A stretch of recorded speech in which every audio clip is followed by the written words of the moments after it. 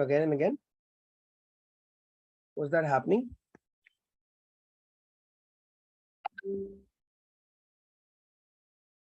Did anyone see me join the meeting and then leave? Because I joined the same link multiple times, but I was the only one there. I don't know how that was happening.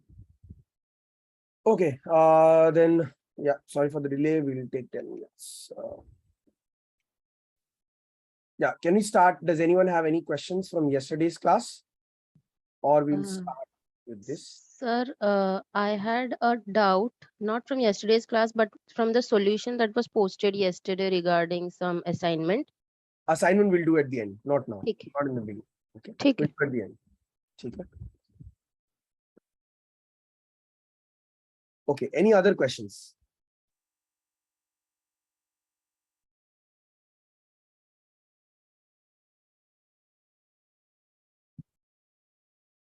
Okay, then let's start.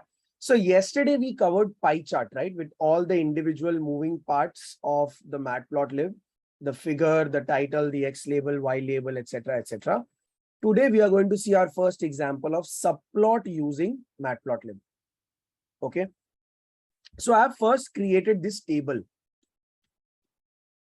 of, it's a pivot table where there are two sides. One is the people who did not survive, dead people, or the people who survived, and the other side is gender, right? So we are basically trying to build this kind of plot, right? Where one pie chart is for female and the pie chart has dead or survival ratio percentages.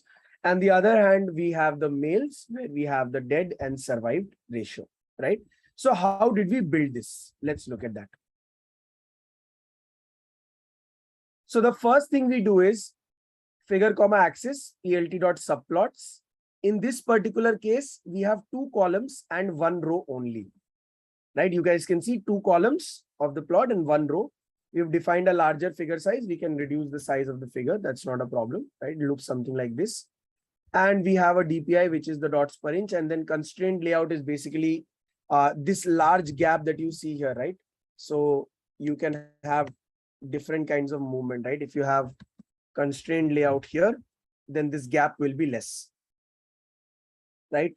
Once we have defined this, right, what do we have right now? We have just these two, right? I can actually change the size also. Let's try 5, 10 or 5, 5. Let's try 5, 4. Something like this. I have these two charts. Now I am going to add the super title, which is going to be the chart title of my entire chart. So if I just comment this out, I will have this comparison of male and female survival in Titanic, right? I have defined a particular font size. Okay. Now comes the interesting part. I have the AXS, right? Because the dimension or the shape is 2, 1, right? There are two columns and one row, which is why I don't have to access like AXS 0, 0 and AXS 0, 1. I'm not going to do that for 0th row, 0th column, 0th row, first column. I can just directly do AXS 0 and AXS 1. Why is this possible? Because it is a one-dimensional chart. Is that clear, everyone? One-dimensional means 2, 1 or 1, 2, whichever way you would like to call it. Guys online, is this idea clear? Why I can directly use 0 and 1? Because there is only one row and two columns. Guys, yes, no?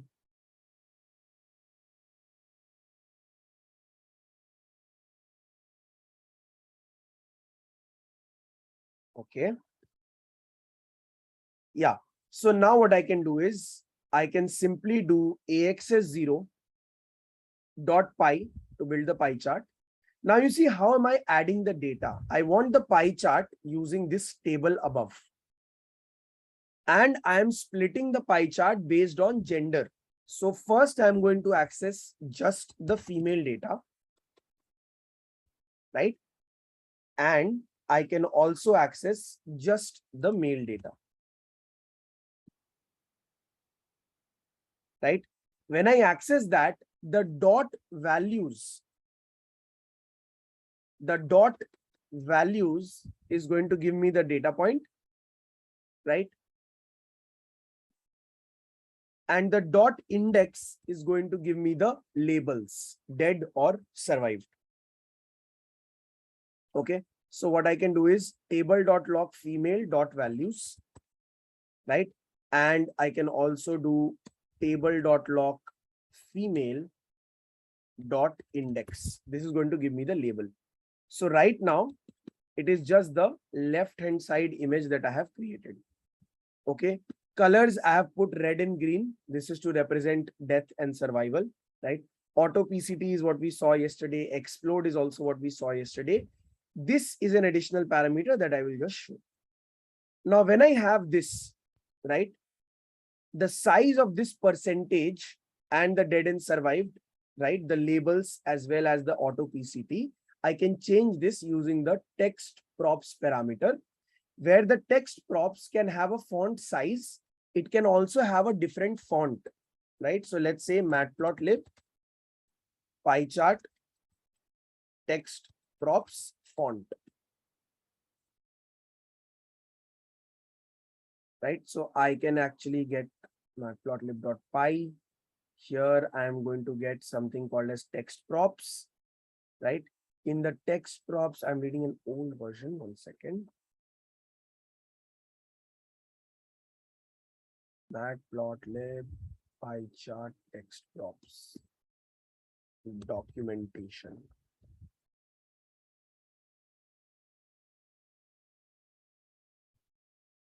Yeah, this is the new documentation. And here you will see text props, right? When you go here, you'll see dictionary of arguments to pass to text objects, right? Now here I am not getting the detail of what I can add, right? Here I am not getting the detail of what I can add. Now I can try this matplotlib. Sometimes it takes some time to find. Let's see if I have this. How to pass a dictionary object as a parameter? No. Matplotlib pie chart text props. Okay, what arguments can I pass?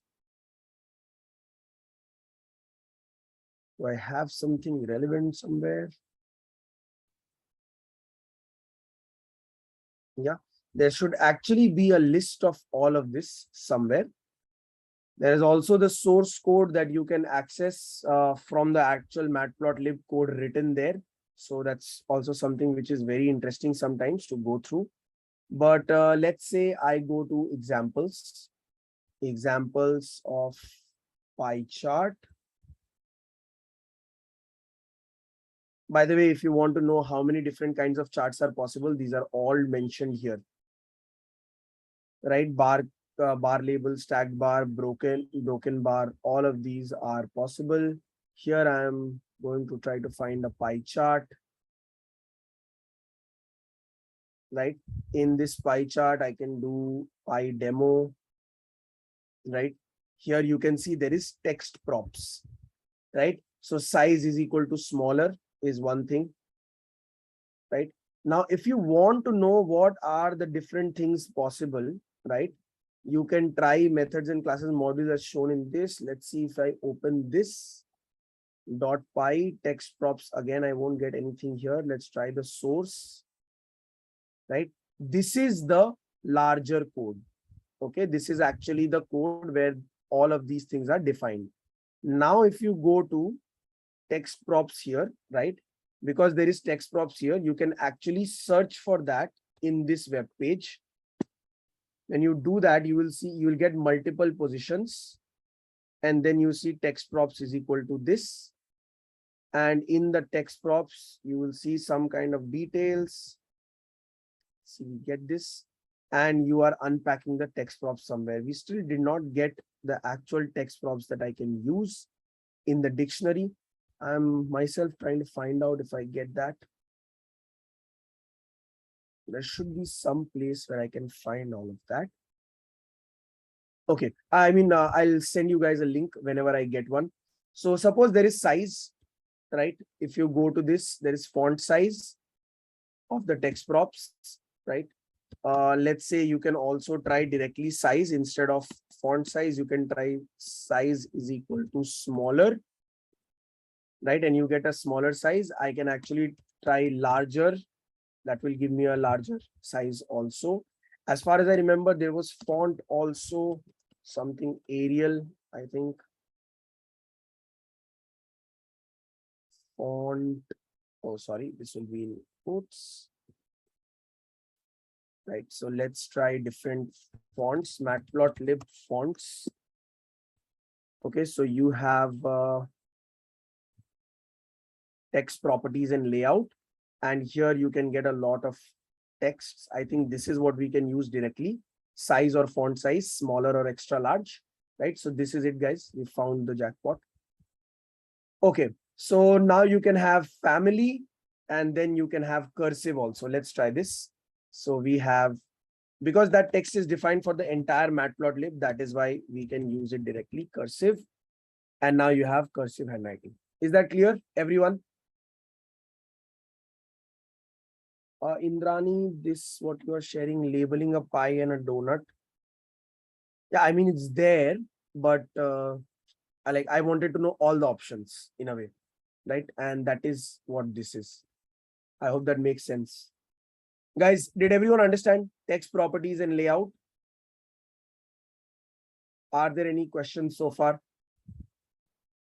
Horizontal alignment, label, line spacing, all of these. So style or font style, let's try italic is one size, right? You can, I think we'll also get bold or highlighted, something like that.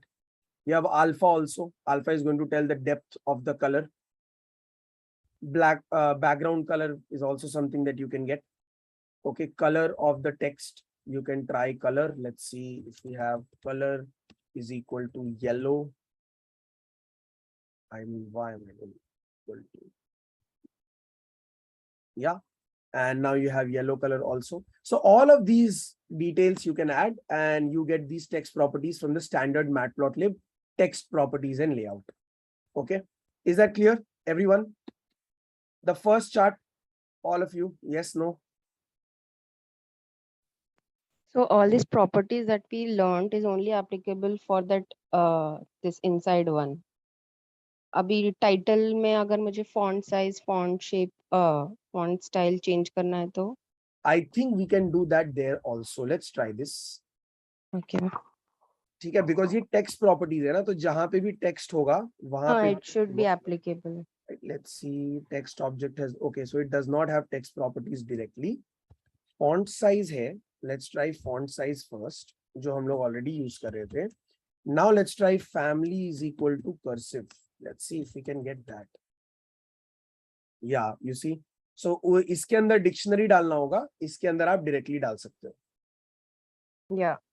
Okay, let me try something here. Family is equal to cursive. Can I do that? Yeah, I can't do that. So I have to add a text properties ka dictionary in the pie chart. In the title, I can do it directly. Okay. Clear? Hai? Yes. Okay. Any other questions, guys? Okay. I've also done AXS 0.set title female to give it this title female. Now I can just copy this, paste it here, change the zeros to 1, female to male in all cases, right? And I can just duplicate it like this. Male, I think this will be small m, right? And now I have this. Is that clear, all of you? Yes, no? Last, we have a plt.show. Guys online, clear with the pie chart in subplots?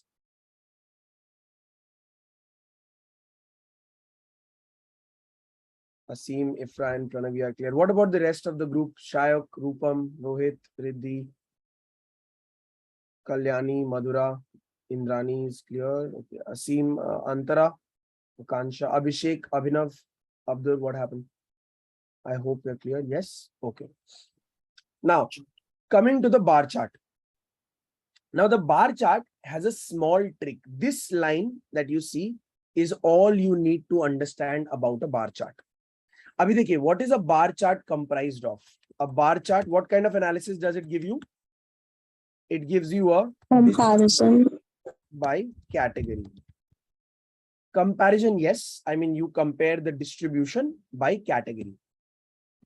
Okay, very important. So if you guys want to know different types of charts and their comparisons, you should actually go and find this particular image where you are actually going to get a deeper understanding of what different kinds of charts lead to what kind of ideas.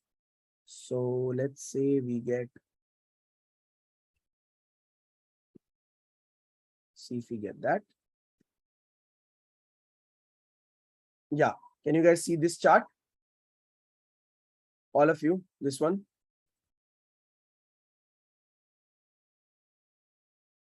Right? So what does this image specify? It actually specifies if you want to observe relationship of two variables or three variables, you do this. If you want to show distribution, then column histogram, line histogram, scatter chart, etc. If you want to do comparison, then if you want to do comparison over time or among items, right? So you see among items, two variables per item, you can do variable with column chart, table or table with embedded charts, one variable per item. Then few categories, many items, you have a horizontal bar chart. Few items, you have a categorical bar chart. There is cyclical data, line chart, single or few categories, many categories, right? For composition, you have pie chart, you have waterfall chart, stacked column chart, stacked column chart, stacked 100% area chart, stacked area chart, all of these, right? So depending on the type of analysis you would want to do, you'd like to do, you will choose the type of chart that you are supposed to use. Okay. So in the bar chart, let's say I want to compare distribution, or let's say frequency would be an appropriate term, frequency by category of something, right? So I want to compare the popularity of programming languages in the year 2000. Okay. Popularity of programming languages in the year 2000. So I have the programming languages mentioned here and their corresponding performances mentioned here. Okay, I have the programming languages and their performance scores, right? Now the problem is when I want to plot on a chart, I need numerical x-axis and I need numerical y-axis. Is that understood by everyone? Guys online?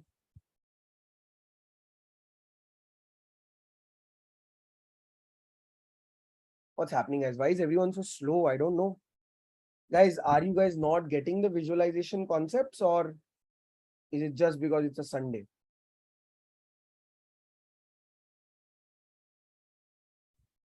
Just put a quick yes or no on the chat for everyone who has understood the idea. So we need a numerical value to plot anything on Python, right? So if we try this, suppose, right, you want to create a bar chart. So you have to tell Python that I want to create a bar chart of length, whatever, on this x-axis. Then I want to create another length on this x-axis.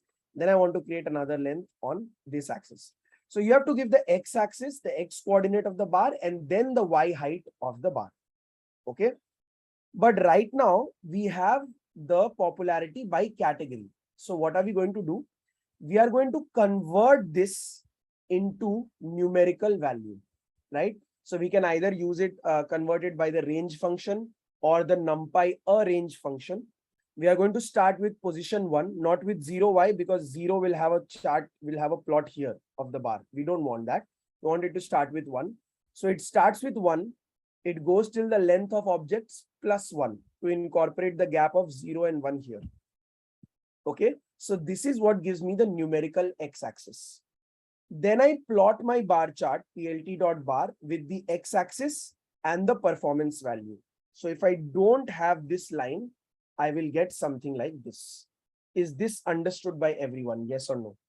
Look at the code, try to understand what's happening, and let me know if the idea is clear. All of you.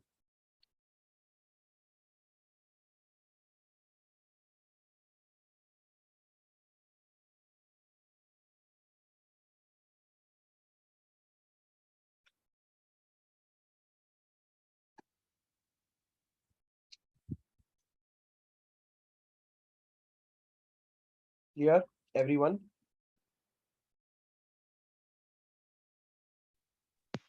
Yes. Okay. Now what I'm doing is I'm replacing these numbers with the corresponding categories using the xticks method. The matplotlib library has an xticks method where I'm passing the numerical x-axis, which is 1, 2, 3, 4, 5, 6, the corresponding objects. So 1 will be mapped to Python, 2 will be mapped to C++, 3 will be mapped to Java, 4 will be mapped to Perl, etc., etc. And I'm specifying the rotation of the text. Why am I rotating it? If I don't rotate it, it looks like this. But if the string is larger, then it is going to overlap. To solve that problem and not have overlap, I can have rotation is equal to 45, which will stop the overlap a little bit. Then I can also have the rotation to 90 degree, right? Which will look something like this. Okay. So rotation is to make sure that the text does not overlap. Clear, everyone? The xticks converts the numerical x-axis into the categorical x-axis, what we really wanted. All of you? Then obviously you have plt.show, plt.figure. You could have added plt.x label, plt.y label, right? Those are, additional cosmetic changes where you can write programming languages, right? You can do plt.y label, popularity.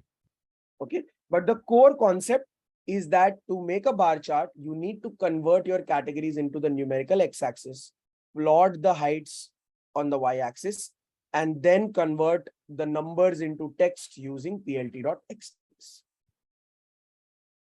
Clear, guys online? All of you? Yes. Questions so far?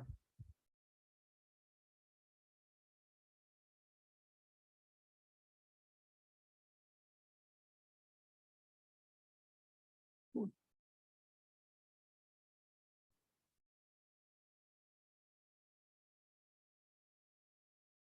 This is done. Same thing. Yeah. Now, if you want to convert the horizontal bar chart into a vertical bar chart, you can obviously do that. Labels, what is the labels?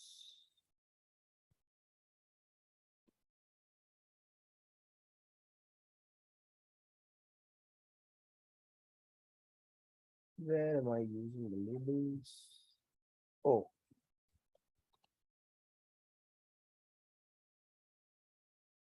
right. So y-axis will basically be this.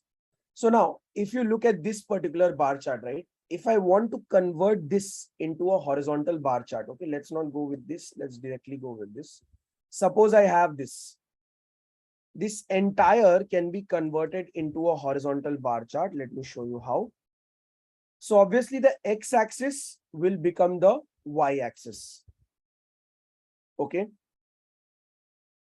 X-axis becomes y-axis. Bar becomes bar h. X label becomes y label. Y label becomes x label. X ticks becomes y ticks. X-axis becomes y-axis. Objects will be the same as objects. If I do it, I can easily convert it into horizontal bar chart. Is that clear, everyone? Yes, no?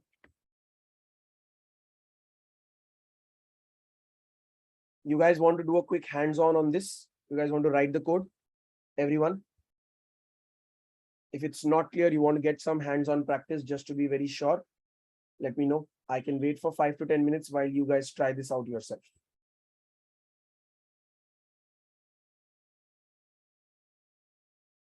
Quick yes, no?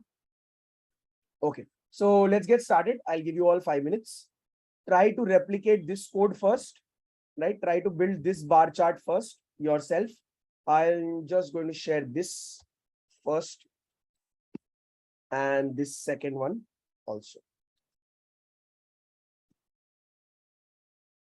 count plot in matplotlib? Yes, I think we have count plot also. Let me check. I think you can generate it also. Count plot है शायद. Seaborn के through directly है matplotlib. Yeah, so matplotlib by default does not have it, I think. But you can use some other plot to convert. Right, so this SNS, right? SNS Seaborn is a library that is built on top of matplotlib. So you can use Seaborn to build a count plot. Okay, not a big challenge.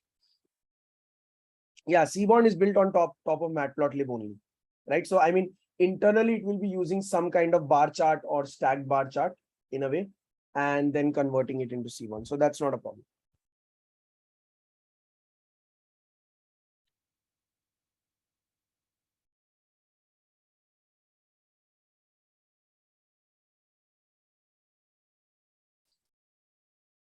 You'll get it. You see, these are all matplotlib charts only. Okay, guys, get started. I have shared the list, both the lists on the chat, and try to build this yourself, and then try to convert this into a horizontal bar chart also. Okay, let me know if you have any questions.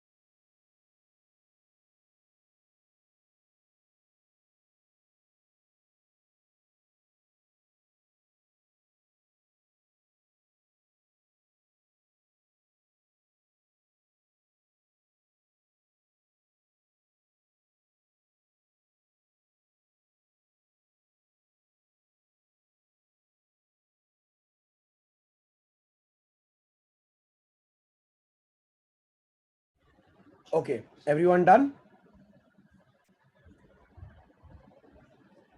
Any questions? Any doubts, questions, something that did not work out?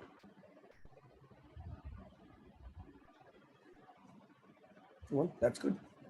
Okay. Now we have the horizontal as well as the vertical bar chart. Done. So there's this another data set. This is just for this one particular example that I got this data set. So you don't have to worry about getting this data set. But let's say you have this kind of table. It can come from a group by or a pivot table or a direct data point also. But by region, you have the total revenue that you want, right? Now, the first thing is I can definitely build this basic bar chart. Okay. In this basic bar chart, all of these things are something that I already know of. Matplotlib. You don't have to worry about Matplotlib inline. That is now default in Jupyter. So I imported Matplotlib, NumPy, as well as the style that I'm setting is the default style. I am creating the x-axis position, which is the x-axis that I'm going to use in this particular case because it's a horizontal bar chart. I'm going to use the y-axis as the 1, 2, 3, 4, 5, 6 that I'm going to generate with NumPy arrange. Then the horizontal bar with the y-axis values as well as the x-axis values, which is coming from this particular column, the total revenue column. The color of the bar is what I've defined as yellow. The edge color of the bars is defined as black. I can actually define it as any other color. You can see that it adapts. Now, this is the part where I know the y ticks, which is going to convert the 1, 2, 3, 4, 5, 6 into the region names. This is again coming from the data frame column, right? The SBR region column, this one.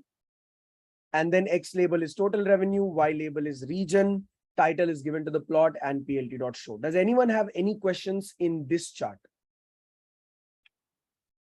Anyone have any questions in this chart? Look at the code quickly and let me know if you have any questions.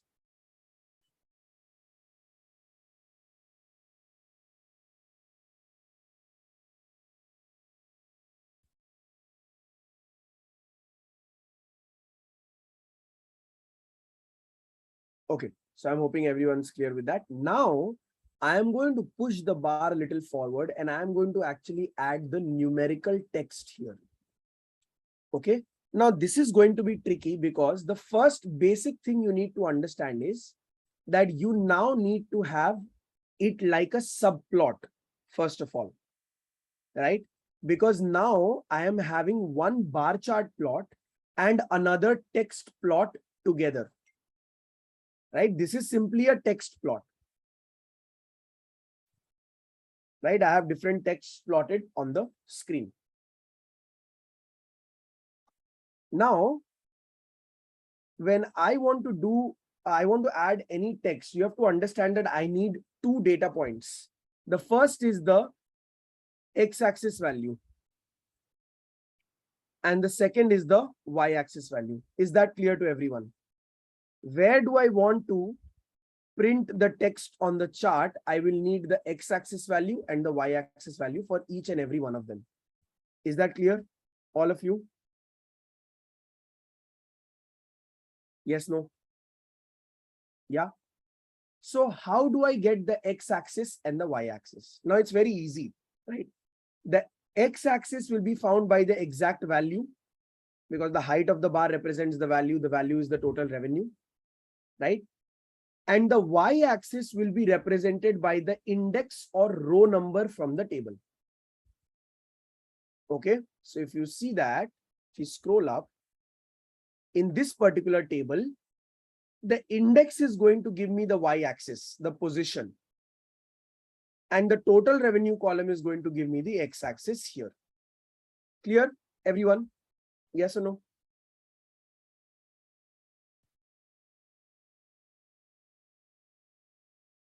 I'm waiting for responses. Yeah. Okay. So I am going to just have subplots in this case because I don't want to have multiple rows or columns. But I want to make sure that I use the same axis, the AX, and I can give it the name AXS just for continuity of whatever we've been doing so far. So see, I don't want two columns or two rows or anything like that. but I still want the larger figure as well as the axis. What does this axis give me? It gives me the same aspect ratio, right? The height of the individual bars here and the value of the text, the revenue value which I want to put on the x-axis, they are same because they have the same aspect ratio. And that is coming from this axis variable that the plt.subplots gives me in return. Okay. The width of the bars is not an important parameter. This is just a cosmetic change. The IND, or basically the POS that we have been using, which is the position, which will give you the numbers for plotting. Horizontal bar chart, you have the POS, the total revenue column, the width of the bar, the color, the edge color, etc. Right? Now, because we are using subplots, like we were doing here, I was directly doing plt.x label or plt.xytix. Here I have to do axs.set_ytix. Okay. So the same thing that we did yesterday, right? Earlier, we were doing plt.x label. When it became subplots, we had to do axs0,0.set_x label. Okay. So just like earlier, we were doing plt.ytix, that will be transformed into two statements. The two statements are axs.set_ytix, right? This is going to be the ytix, the POS, the 1, 2, 3, 4, 5, 6 numbers. And then you have to use axs.set_ytick labels. This is going to attach the labels to the numbers. Okay, minor is not important. We can see that later. So these are the two lines that are going to help you plot. Instead of the 1, 2, 3, 4, 5, 6 numbers, you are now going to plot the categories, right? Till this part, is it clear to everyone? Yes or no? Till this part, everyone clear? Any questions?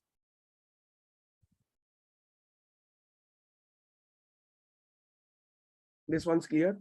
Now I am going to add text. How do I add text? I am going through the total revenue column. When I go through the total revenue column, remember this is a pandas series. What does it give me? It gives me the 0, 1, 2, 3, 4, 5, 6, which is the index, and it gives me the numbers. And remember the enumerate function, which used to give us the index as well as the value. Do you guys remember that? The enumerate function.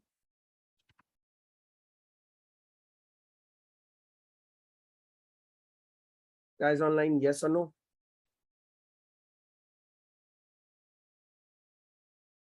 This gives me the index as well as the value.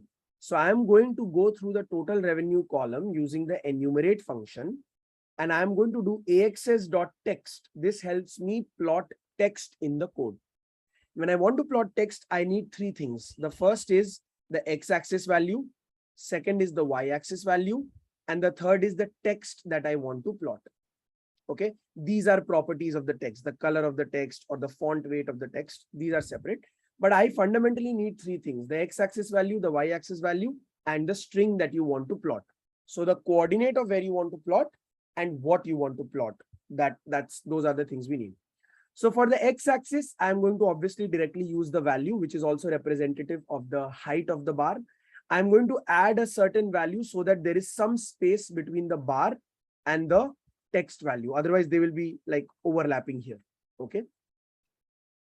In the y-axis, I'm going to reduce a small amount because, it starts at 1, right? So I want it to be in the center. So if I do not have this minus 0.1, right, you will see that it's a little towards the upper side.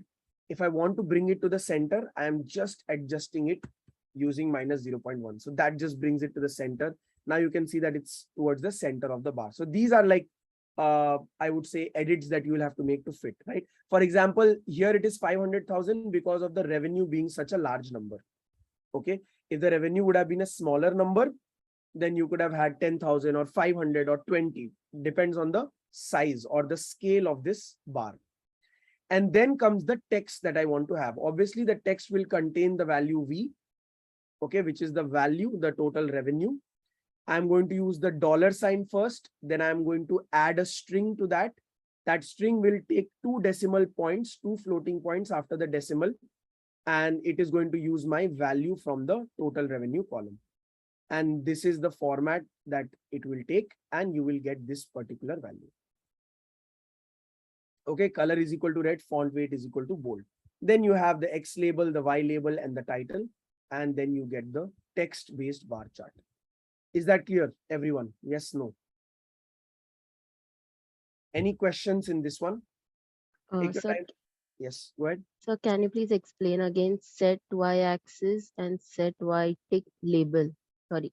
This is just the transformation from plt.yticks that we had when there was no axis.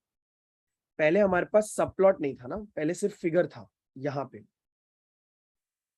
पे we were directly using plt, right? So we were using yticks. It used to take the numbers index and the corresponding categories, and it used to give us the categories on the y-axis. In this particular case, because there is an axis involved, the axis is involved, so you have to transform the yticks to the set yticks and set yticks labels. Okay, this is just the standard format of subplots in pandas, in matplotlib.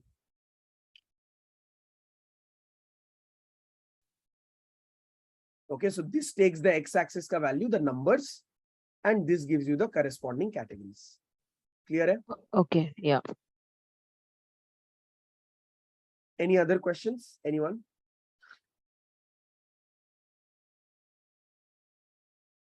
So in the format, I can change it to percentage or anything. Yes, you can actually write percentage here. So you will start getting percentage. Okay. Okay. This is totally like modified by you. You can have rupees written here, right? It can be RS, rupees. And you can have a space here. So it will be having some space here.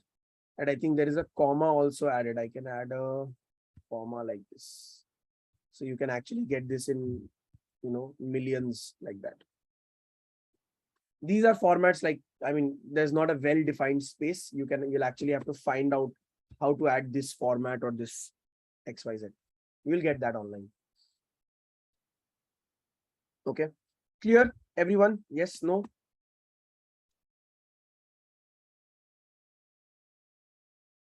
All of you? Post a quick yes on the chat, then we'll continue. Okay. Coming to the next chart, which is the histogram chart. A histogram chart specifically gives you the distribution of a data type by binning that data. Okay, by binning that data. So let's take an example. When would we need a histogram? Suppose you have the exact age column. Okay, exact age column hai. Uske andar age is like 12.34, 56.54, 18.19, 20.54, right? 25.87, something like this. So this is the exact age.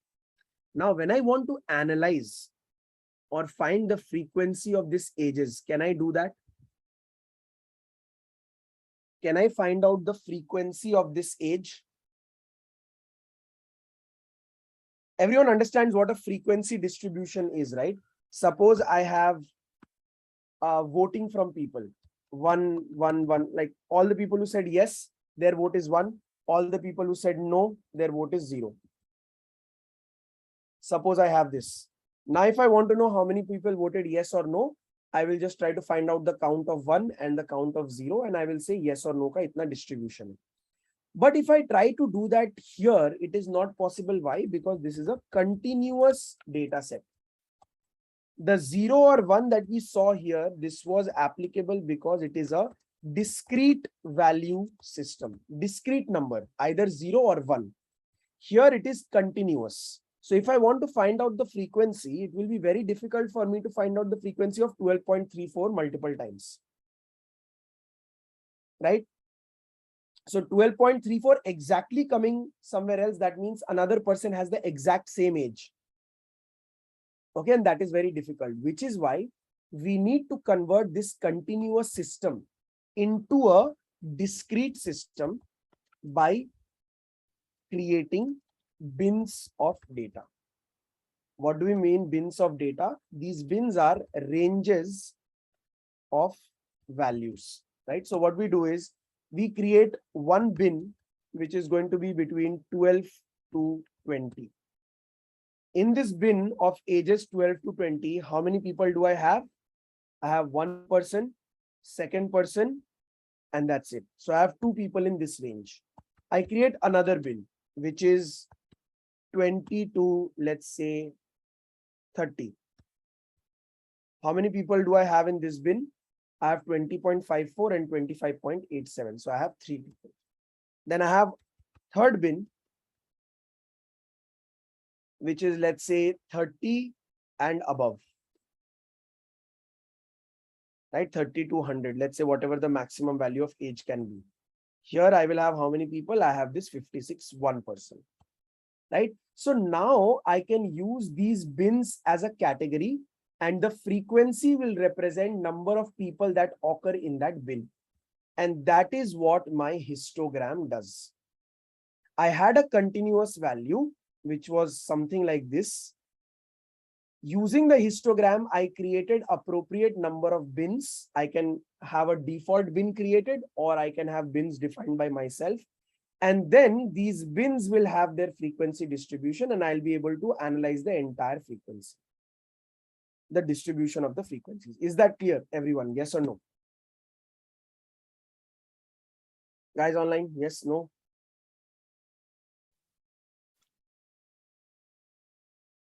Yes. Does anyone have any questions? Sir, in any kind of chart, if we are directly putting the table name, so still do I have to label x-axis and y-axis, or will it take it automatically? So there are some cases where it can take automatically. There are some cases where it might not take automatically. When you say table name, right? So Huh. how are you passing the table name? That actually depends. For Okay. example, let me just show you.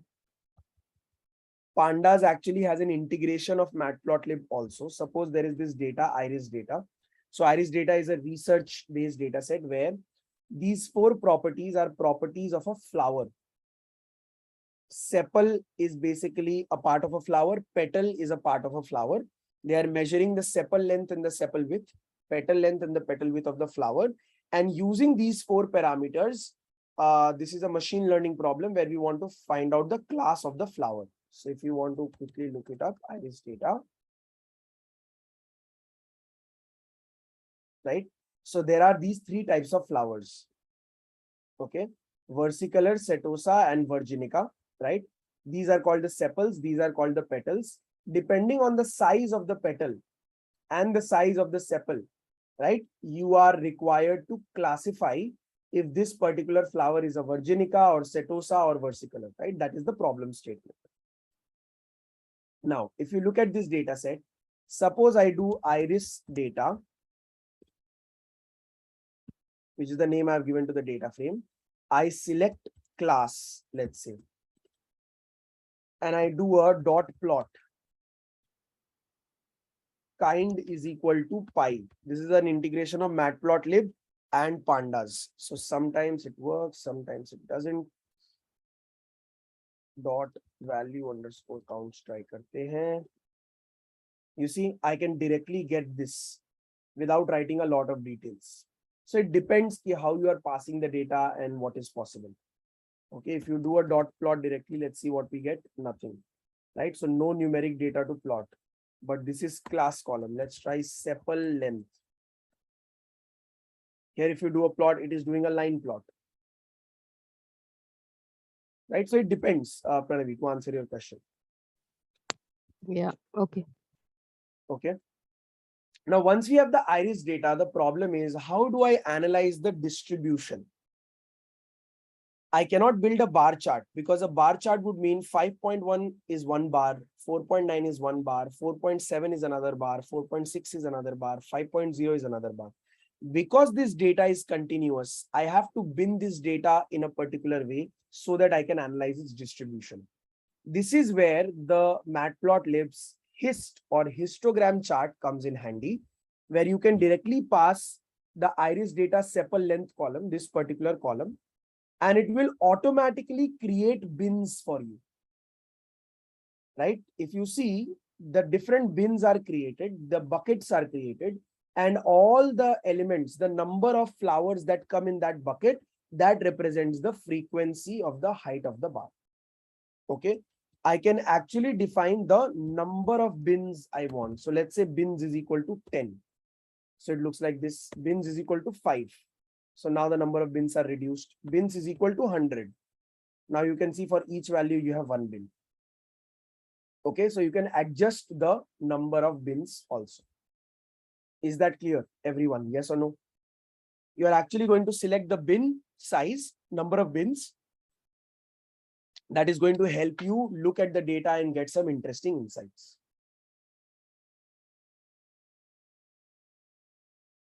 Okay. Now, another way of doing this is you can actually define the bins yourself rather than having it default design. Default design कैसे होगा आप देखिए. Suppose you tell me that you want 10 bins. What will I do? I will take the maximum value, subtract it with the minimum value. That will give me the range of your data.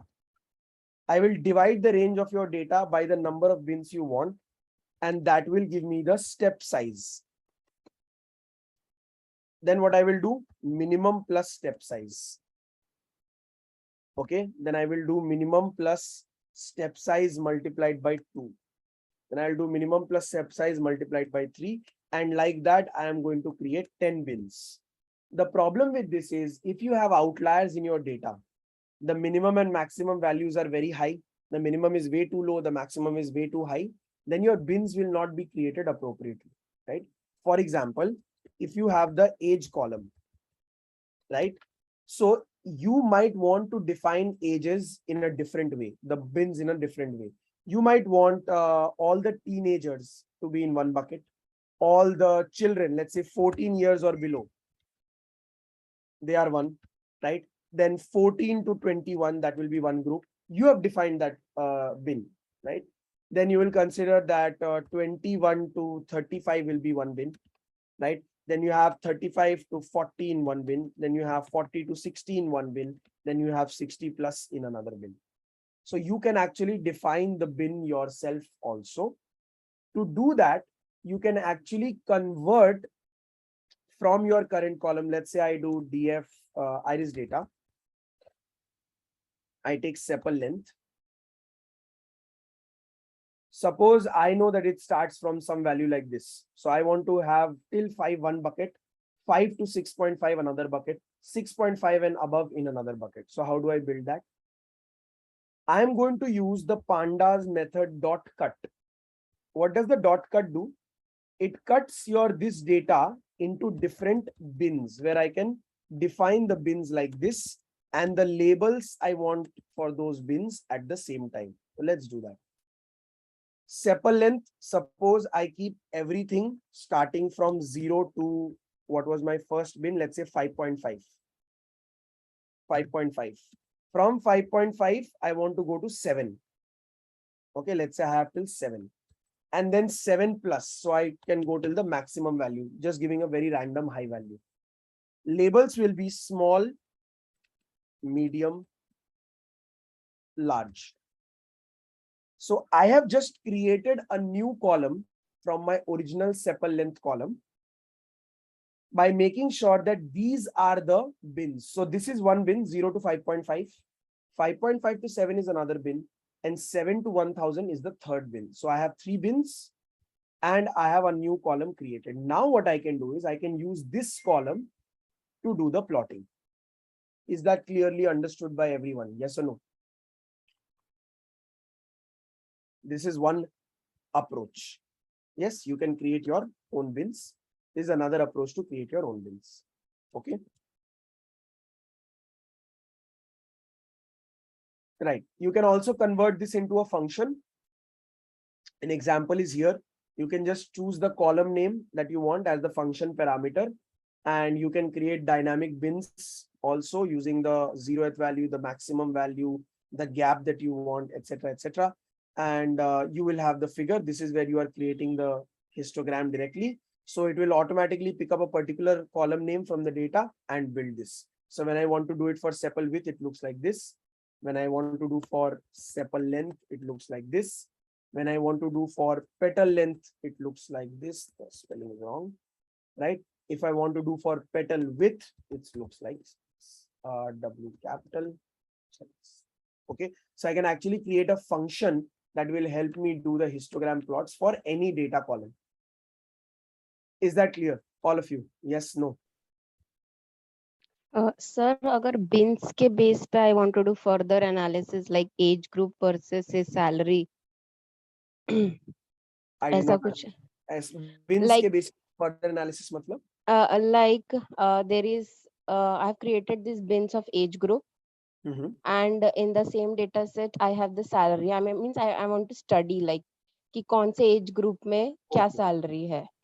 So आप क्या करोगे ना? That is the situation for two bar charts where the other bar chart will be shifted a little bit. You Okay. remember PLT dot एक data frame में बनाता हूँ, ठीक है? Let's say you have the salary. Okay, this is let's say average salary डाल रहा हूँ मैं, some random value डाल रहा हूँ 30, 50, 70, ठीक है? उसके corresponding you have age का frequency, number of people in that age group, let's say 10, number of people in that age group, let's say 8, number of people in that age group, let's say 15, something like this. तो ये आपके दो bar charts हो गए, right? Does that make sense? No sir, if like in my data frame age is given in continuous variable. I know, आप उसको convert करोगे ना? एज आपका कंटिन्यू, ये मैं बोल रहा हूँ कि frequency of people in that age, in that bucket. अच्छा. आपका this is bucket average salary, right? And you have bucket age frequency. अभी ठीक है? Okay. जो आप चाह रहे हो. Then you have the position. Then you can do plt dot bar position and bucket average salary. जब आप ये करोगे तो you will get this. अब क्या करेंगे? plt डॉट बार लेंगे. अब देखो, आपको सिर्फ एक्स एक्सिस का पोजीशन थोड़ा सा ऊपर नीचे करना है, राइट? तो मैं क्या करूंगा, मैं इसका विड्थ चेंज करूंगा. Let's say the width is 0.1, right?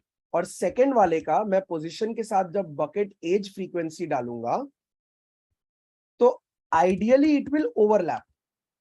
Ideally, if you see, it will overlap like this, but we don't want it to overlap. So I will do a plus the width here. 0.1 वाला width में यहाँ change करूंगा. तो x axis का plot थोड़ा change हो जाएगा. In this particular case, ये list plus list है. If I just convert this into a numpy array ना, तो it will work. Now you see, so जो आपका blue वाला point है, that is going to be, let's say मैं इसका label दे देता हूँ. तो आपका label हो गया salary.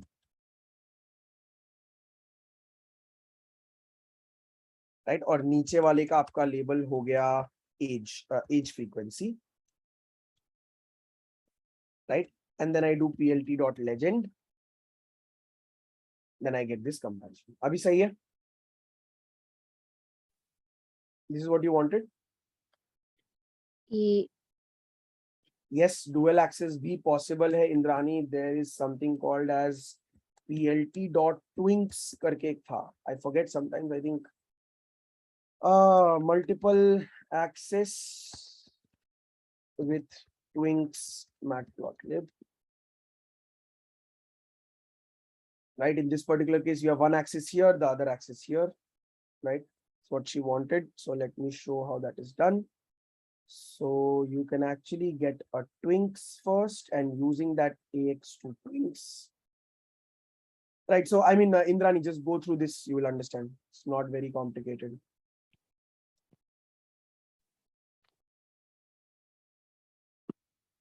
सो बेसिकली क्या है ना कि आप एक plt डॉट फिगर या सब प्लॉट क्रिएट करेंगे जिसका एक एक्सेस मिलेगा. Using that axes you are going to create another twinx and then you are going to plot the other way. So suppose मैं ऐसा करता हूं कि यहाँ पे I do something like this. Okay, I do figure comma axs is equal to plt dot subplots, something like this. Then I do axs dot bar, right? Here I do axs dot twinks. This becomes my axs2. Here I do axs2. Let's try this. Yeah. Now you see this is a different axis. This is a different axis. ठीक है, इन दोनों का color change करना पड़ेगा just for representation. Color is equal to red. I'm giving a bad color. Stick to a point. Blue. अभी clear है Indrani? Yes, no? Sir Mhm. तो sir यहाँ पे सॉरी बट यहाँ पे बकेट्स कहाँ पे आए एज ग्रुप का? जैसे मुझे 30 to 40 चाहिए था, 40 to 50 चाहिए अब आप था। इसको चेंज करोगे ना, एक्स टिक्स और वाई टिक्स से आप बकेट डालो एज का, कोई दिक्कत थोड़ी है। अच्छा, तो basically when I have this data frame, उसमें से I have to first, like you showed earlier, first have to create the bucket. Yes, bucket तो राइट, आपको ऐसे भी क्रिएट करना ही पड़ता, राइट? और ये फ्रीक्वेंसी में कैसे डालूंगी? इधर आपने 10 8 15 डाला है, ये वाला फ्रीक्वेंसी तो आपका ग्रुप वाइज आएगा ना, काउंट से। तो that table I have to put it in this list. ये देखो जो यहाँ पे मैंने अभी यहाँ ऊपर क्रिएट किया था, राइट, pd डॉट कट, ये वाला, इसके हाँ, ऊपर मैं वैल्यू काउंट्स लगा सकता हूँ, राइट, है ना?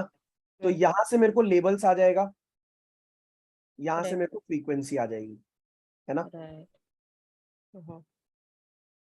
Fine, clear? Hmm, Just keeping this here if you guys want it. Cool है everyone? Is that clear? Not clear?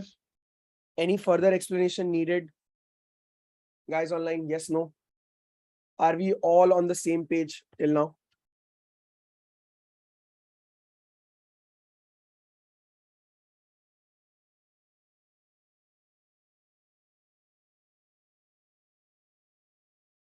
All of you, I want responses from all of you quickly. Okay, should I continue or do you guys want a 5 minutes break? Tell me. Should I continue? Continue. From Vriddhi, it's continue. What about the rest of the group? Continue, yes. Okay. Okay. So now we are going to touch upon the two separate line-based plotters. So suppose a lot of times what happens is you want to represent some kind of threshold. Okay. Suppose आपका एक sales का plot है and you want to compare this year's sales with last year's sales or the last 3 years average sales. Okay. So the last 3 years average sales will be a single value, which will either be a horizontal line, right? Or let's say the investments that you are doing, the expenditure that you are doing, right? With respect to the revenue, you want a vertical line. Okay. So anytime you want a line that represents a threshold or limitation or restriction of any kind, you can use AXV line to represent a vertical line and AXH line to represent a horizontal line. Okay. So you see here, this is the histogram that I'm plotting. This is my current histogram. Then I can do plt.axv line. This is going to give me the average value. This average value is coming from the sepal length average, right? So I can actually just directly put this here.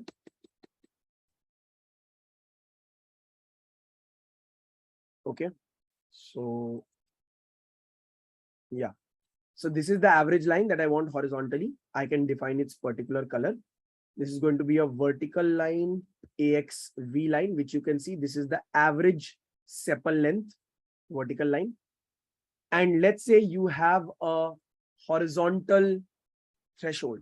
So you can actually define the horizontal threshold also, where in this case it's 25. So you can see with 25, a horizontal line is plotted.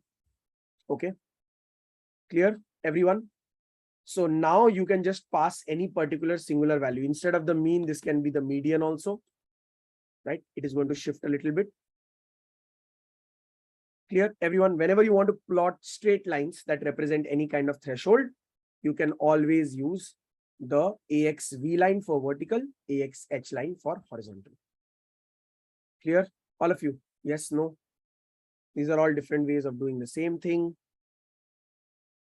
Mean, median, mode. I hope everybody knows what they are.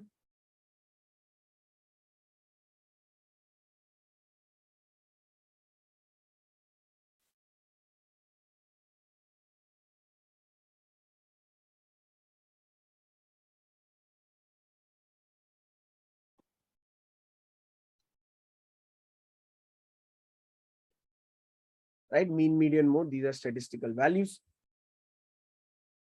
Right? Now, mean, median, mode may mean and median are easy to find out. Okay. Highlight the value with the line. What do you mean by that, Asim? Oh, you want to highlight this value, 25? Or what do you want? No, not that value. The intersection value between the horizontal bar and the vertical bar. Then you will have to kind of like do a scatter plot in a way. You will have to find out where this intersects. I mean, this obviously intersects at median comma 25, right? So let me try plt dot scatter. Scatter takes an x-axis and a y-axis point. So I will add this value, median, right? I mean, obviously I'm hacking the system in a way, and I have 25. When I do that, I should get plt dot scatter. Let's say size is equal to 10. I think size की जगह s होगा सिर्फ. plt dot scatter, x is equal to y is equal to. Let me try removing this and see if it's working. Okay, the color will be blue, so it might be hidden. Let me try another color. Yeah, you see the red here. इसका size बढ़ा दूंगा तो you will get the red. ठीक है असीम?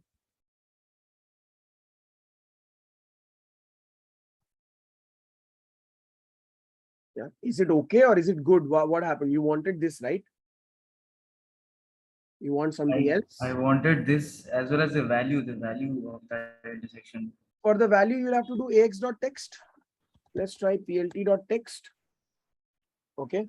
You want to put the x. We just learned that, right? I mean, that's the idea remains the same. That's not going to change no matter what. Okay. So this is going to be the value, the position where you want to add it. The x-axis, the y-axis will be 25. And what is the string that you want? You want 25 to be plotted here.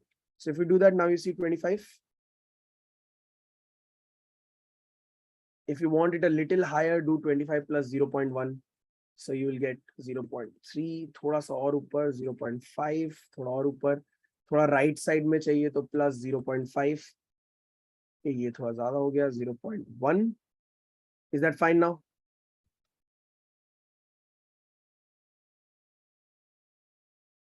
Asim. Yeah, it's fine. Yeah. Guys online, did everybody understand what I did here with these 2 lines of code? Yeah, I mean, we've already covered this scatter plot and text plot. I just, depending on what Asim wanted, I just tried to get them. Okay. Now, the mode value cannot be directly found out. Okay, so if you do iris data, then you try sepal length, and then you do dot mode, right? So you get this 5, but if you truly see, right, there are a lot of values, continuous values, right? So mean, median, and mode, right? This mean, or let's say this median and this mean, right? They can all be found out by directly using the pandas series. Or if you want additional values, you can use the statistics library from the SciPy library. Okay, so the SciPy library has a stats module where you can use dot mode, right? You can directly use the statistics module also to get the mode, right? For example, there is something called as skewness of a curve. So that you cannot get directly from the iris data, right? So there are certain cases where you will need a particular specific statistical library. Let's try skew. If you do this, it's also giving the skew. Okay, nice. That is the thing that I saw also the first time. You get skew also. Let's try something else. you have the dot skew. First, let's say I try Z score. Okay, Z score with 0.95. Yeah, so it does not have Z score, but the statistics library or the stats library will have ways to access the Z score. So point I'm trying to make is you can get the mean, median, mode, skewness, a lot of statistical factors directly via pandas, or you can use other libraries that have core statistics or focused statistics libraries to get a lot of other details also. Okay. For example, standard deviation can also be found out, measures of variability.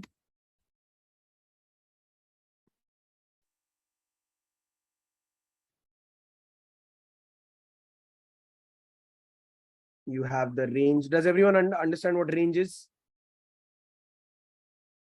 Range is the difference between the maximum and the minimum, right? You can directly access it using the pandas series, or you can use numpy for finding out the maximum value of x, the maximum minimum value of x. You will get the same value.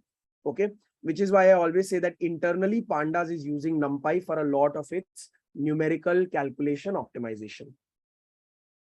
Okay, then you have variance, or in short, standard deviation, the one that we were looking at yesterday, right? The formulas are given here. You can actually go through the formulas whenever you get time. But the larger logic is that the variance of the population, variance of the sample, these are statistical concepts. I don't want to get into it. You can directly calculate it by, writing the equation yourself, which is this example. You can use numpy VAR function to get the variance. You can directly use .var to get the variance. Similarly, if you want standard deviation, you can directly do STD, that will give you the standard deviation, right? So all of these are either directly coming from pandas, or you have a library to support that idea. And this will be useful whenever you are doing any kind of analysis, right? So again, this is by using the numerical formula. This is by using numpy. You can directly use numpy.standard deviation, or you can add a square root on the variance, which is a formula for standard deviation, square root of variance. You can directly use .std, right? And then you can do the plots. Measures of relative standing. This is a little tricky, which is basically percentile, right? Does everyone understand what percentile and quantile is? Guys online, does everyone understand median is 50 percentile? 50% of the data is the point of median. Similarly, there is 75 percentile, there is 25 percentile, right? So these are relative measures of each other. All of these details are given here. You can go through them, the interquartile range, the box plot that we have already discussed earlier, right? I'll just come to the plotting side of things. If there are any questions from all of this content, let me know. Okay. But these are all basic fundamental statistical pointers that are mentioned here, so that, before giving any kind of interviews or doing these kind of plots, you just get a revision of the concepts. Okay. Guys, are we all on the same page? Can we continue with the box plot?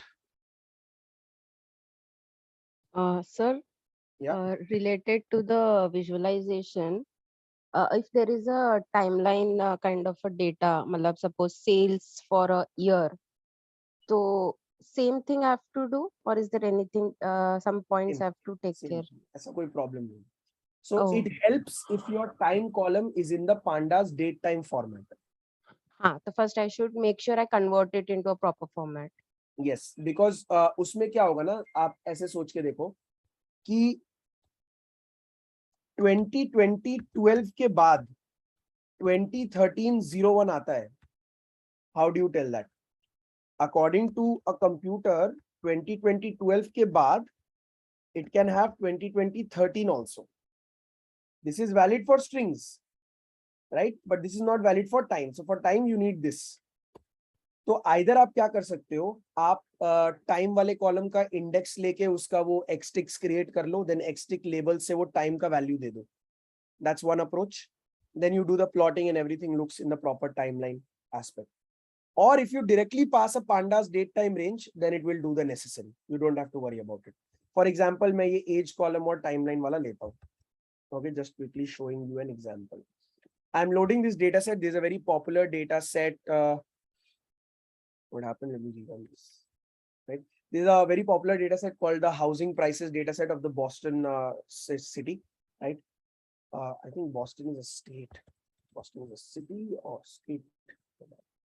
City, yes, city of Boston. So suppose यहाँ पे एक DF है, इसके अंदर मैं एक column लेता हूँ age. Okay, I pick this column. What happened? Is age not in the right capital age? I have this column. Let's say PD dot date time. I should create a date time object. I'll just quickly go to the notebook that we had for date time to generate a range. Date time, dates handling. Right? In the dates handling, we were creating dates. Let's try to generate dates between some time period.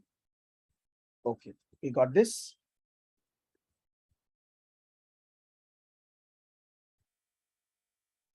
Okay, now I'm going to generate date range.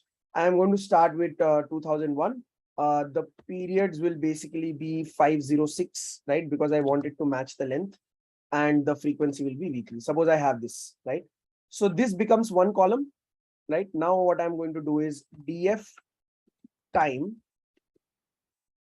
is equal to this. Now I have this df.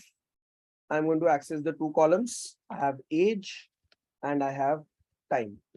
यहाँ तक clear है सबको? Yes, no? Yes. Right?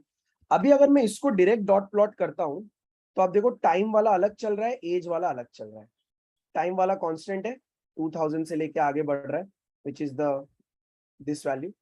What I should be doing is in this one, if I do set underscore index and वो मैं बना देता हूं time को, and then I do a dot plot.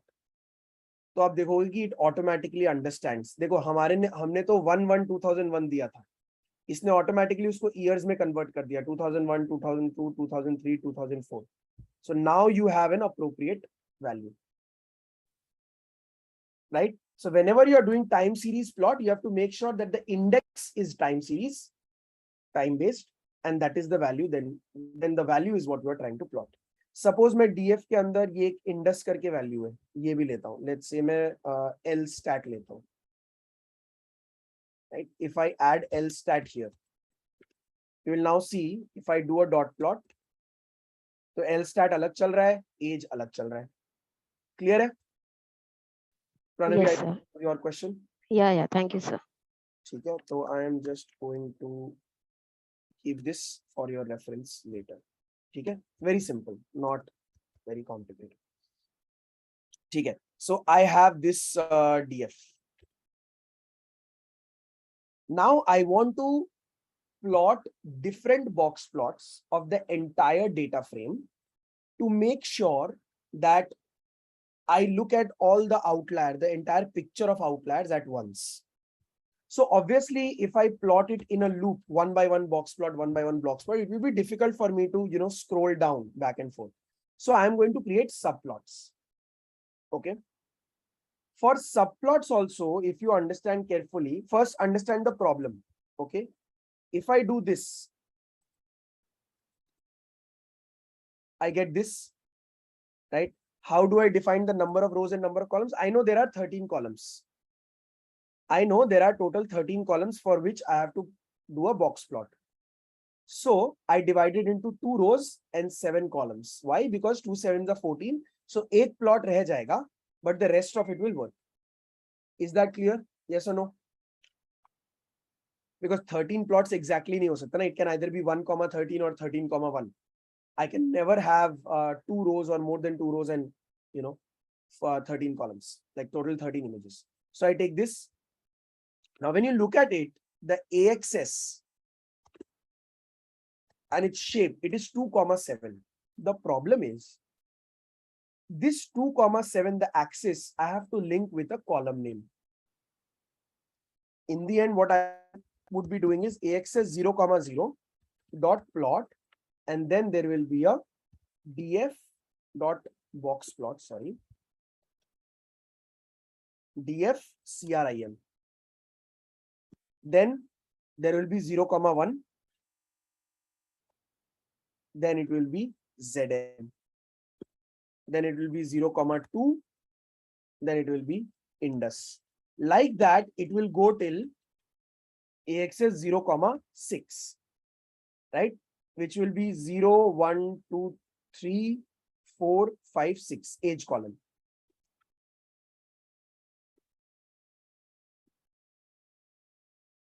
Okay, it will go. Next case may it has to become axis 1, 0. Does everyone understand that? Yes or no? axis 1, 0, and then it has to pick up the DIS column, this column. Did everyone understand this?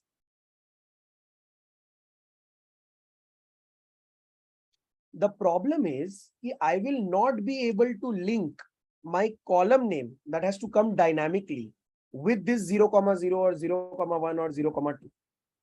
So what I'm going to do is I'm going to flatten my axis. When I flatten my axis, I basically get from 2 dimensions to 1 dimension. From 2 dimension to 1 dimension.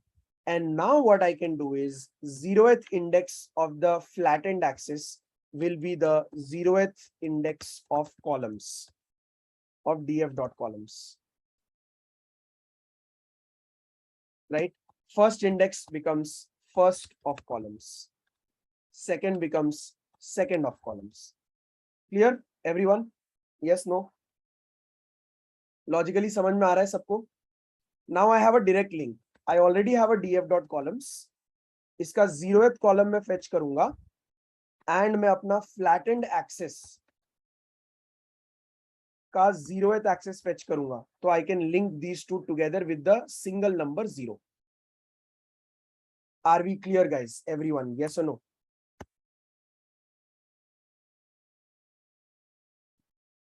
Guys online, yes, no? No, we'll not lose any. Look at this. See, I had this original axis. I flattened the axis and then I'm accessing the value I. I am getting the data of the column as well as the index of the column using enumerate. So index of column and the column using this. Does that make sense? No insight is lost. So I have the column name and I have the outlier plot. Again, column name, outlier plot, again column name, outlier plot. See, so Asim, what you are thinking is कि ये 14 dimensions na, I have done it for accessing the axis. The original axis is still in the rows, comma, columns orientation. This is 1, 0, but I have converted it into 0, 1, 2, 3, 4, 5, 6, 7. I've converted it into the 7th index, but it is still internal, it is 1, 0. Guys, clear? Everyone? Now I can have a single picture of the entire box plot of outlier handling. Okay.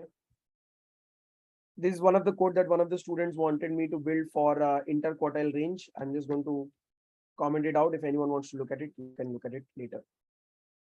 Okay. Coming to skewness. Skewness of a curve is defined by if the data has outliers or not. Skewness. Okay. A statistical term, if you can see. So if I say that India's financial condition is a normal distribution, I am obviously wrong, because it's not like there are some people who are very rich, some people who are very poor, and the average has decent income. Do you guys understand my point? Yes or no? Let's just quickly look at it from this angle.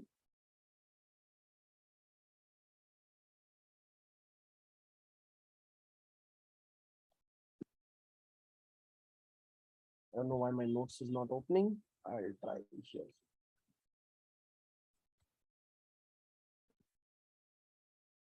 So I'm just going to quickly give an example to explain what skewness is. Suppose this is my chart. This is the distribution that I'm trying to plot. the understanding is a normal distribution is something that looks like this, right? Then comes skewed distribution. What do we mean by skewed? Either looks like this, it has the same range, okay, but the curves positions are a little different. That's the same range. Now, what do we mean by these skewness or this skewed curves? Take, for example, Indian population. We are a very young country. What does that mean?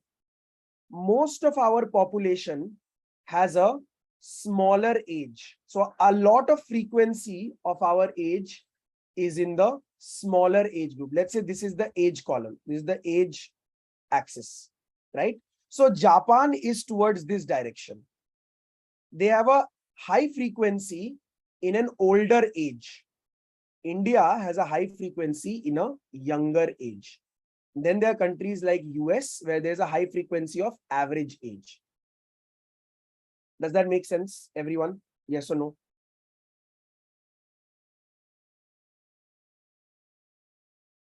Guys online? Yes or no?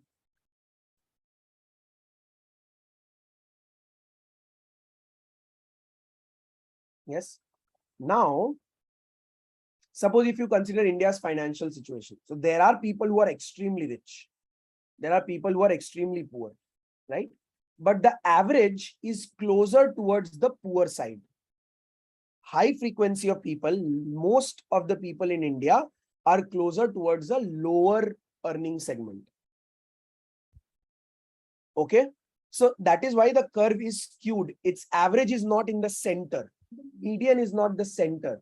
The average is shifted either towards the left or towards the right. And that is called skewness of a curve.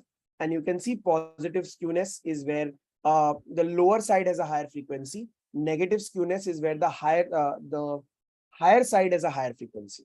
Okay. The formula for finding out skewness is also mentioned here. You can get the skewness from the stats. There's also something called as kurtosis, which is the fourth level. Generally, we don't use in data science specifically, but you can still get it using the stats library. Okay. Now coming to describing bivariate data. Till now, what we were doing is we were describing and working with univariate data. Univariate means the pie chart represents just one thing. The bar chart has a distribution of only one category, right? One dimension also. But let's say we had this table, right? So we were using two pie charts to represent this data. Now what we can do is we can use stacked bar chart, something like this, or we can use the different bar charts that I had showed earlier, right? For the example that Pranavi was asking, the average age and average salary, the average age count as well as salary. So you can use it in two different ways.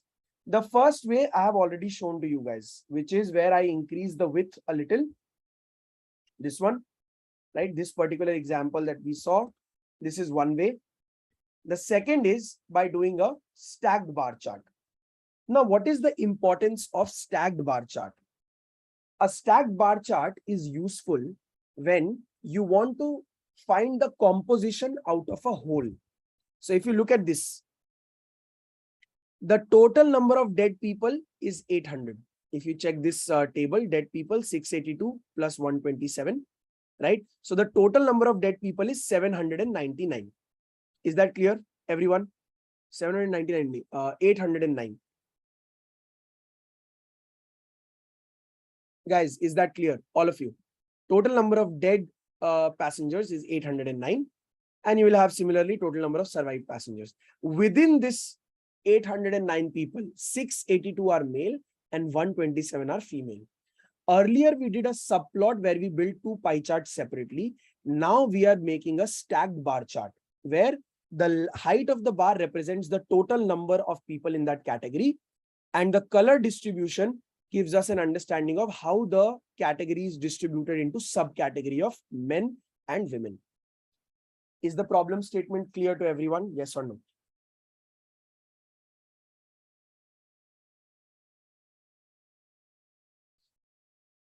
All of you? Yes, no? Yeah. So let's see how I do it. N is equal to 2. That is going to help me build 1 and 2, the numbers, right? So I'm just generating the index using a range, right? Which is later what I'm going to use in the y-ticks, right? So here is the x-ticks where I'm passing the index, which is 1 and 2, right? And then I am going to have the labels for it, which is dead and survived. Okay. Men values, this is the value coming from the dot lock male value. So I'm accessing this particular column and getting the values 682 and 161. Then I'm also getting the women values, which is again table.lock to access the column row female, the row female, and then I'm getting 127 and 339. Till this part, is it clear? All of you?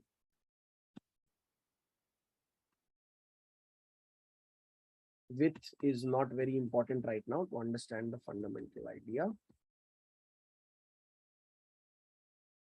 Till this, is everyone clear? Yes, no?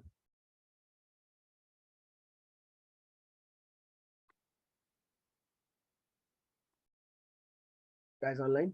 Yes? Okay. Now I'm going to create two bar charts. The first is plt.bar. IND is for the x-axis value, which is going to give you 1 and 2. And then I push the men vals. So you can see the blue color for dead and survived. This is for the men, right? Then I do P2, which is plt.bar, which takes the x-axis, the women values, and it has an additional parameter called bottom. This bottom tells matplotlib bar chart that I have to start plotting the women values, the bar chart height, after the men values are complete.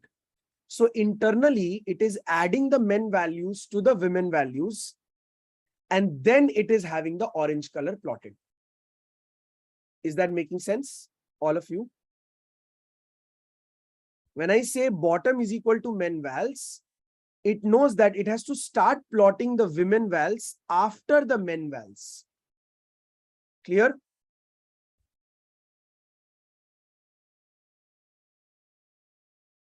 Yeah. And that is how we create a stacked bar chart.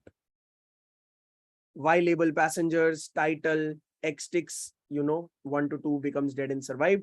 Legend, you can actually pass directly here also. Label is equal to men. Label is equal to women, right? And let's try simple plt.legend here. And we get this. Okay. Here, everyone, yes, no. We can actually define the width of the bars to be 0.5. And whenever you define width, you have to define for both of them.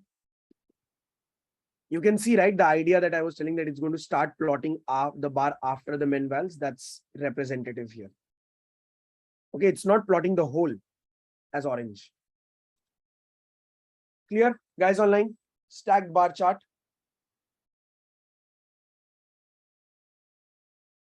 All of you, any questions so far?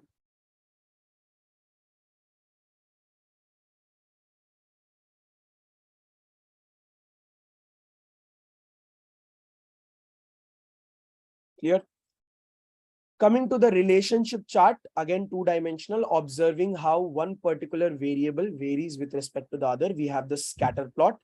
The scatter plot takes X and Y, and for each coordinate of X and Y, it plots a single point. Okay, I had showed this to you guys earlier also. You can have color changes if you want, right? You can have size of the points to be smaller or larger, right? You can have marker representation. We tried V, it actually gave us the arrow in the lower direction, right? So all of that is possible. Title, X label, Y label, the cosmetic changes you already know. You can also add a plt.figure, increase the figure size, DPI, etc., etc. But the fundamental plot can be simply done by plt.scatter. You get an X data point and Y data point. Here you can see X and Y are sepal length and sepal width. You don't even need to create the X and Y. You can directly pass the two columns here that you have gotten from the data frame, just like this, right? And it works. Are we clear, everyone? Yes, no? scatter plot.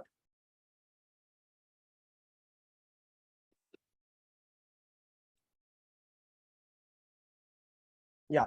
Okay. Everyone clear? Just quickly checking in the group. Awesome. So should we start with Seaborn today, or do you guys want me to start it next week? We have some Seaborn and heat map. Let's complete it today. Let's complete visualization. I anyway joined 10-15 minutes late. Okay. Now what happened is, if you observe very closely, in Matplotlib, we had to still write a lot of code. What do you mean by that? There are certain plots which are standard in the industry. Okay, but we are still having to write it. Let me just give you an example. We've already seen box plot, right? If I do sns.boxplot and then I pass df sepal length. Is the spelling wrong? Acha, iris data hoga. You see, this is how Seaborn plots it. And you will also remember how Matplotlib plots it, right? So if you see, the advantage is that Seaborn is just a library built on top of Matplotlib. See this? यहाँ पे sepal length का column name आ रहा है, यहाँ पे sepal length का column name नहीं आ रहा है. Okay, यहाँ पे थोड़ा colorful है, यहाँ पे एकदम plain blank है, right? Just to do a pure comparison.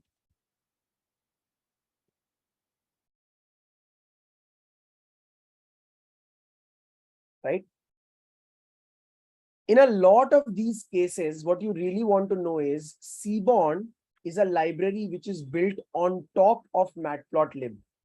And it definitely has certain advantages of saving you some time and the effort of writing code. Okay. Just imagine if you want to create this particular chart. What is this particular chart? This is a plot of scatter. This is a scatter plot of all individual columns with every other column. So you can see petal width plotted with sepal length, right? Petal width plotted with sepal length, petal width plotted with sepal width, petal width plotted with petal length, petal width plotted with itself, the distribution of it, petal width plotted with ratio is another column that I had created. The idea is, creating this kind of chart will need a lot of code in Matplotlib. You will have to build subplots. You will have to give labels. You will have to give the X labels, or the Y labels on all of these plots, and the X labels on all of these plots. Right? Then you will have to color each of the different points separately. These colors represent the class of flowers. If you look at it, right, these colors represent the class of flowers: Setosa, versicolor, and virginica. So if I had to do the same in Matplotlib by default, it would take me a lot of time and a lot of code to write. Seaborn, which is internally using Matplotlib code only, is a library that has basically compiled a lot of code and given you some standard plots for your analysis. Okay. For example, Seaborn has this regression plot. Regression plot. It actually does regression of your data.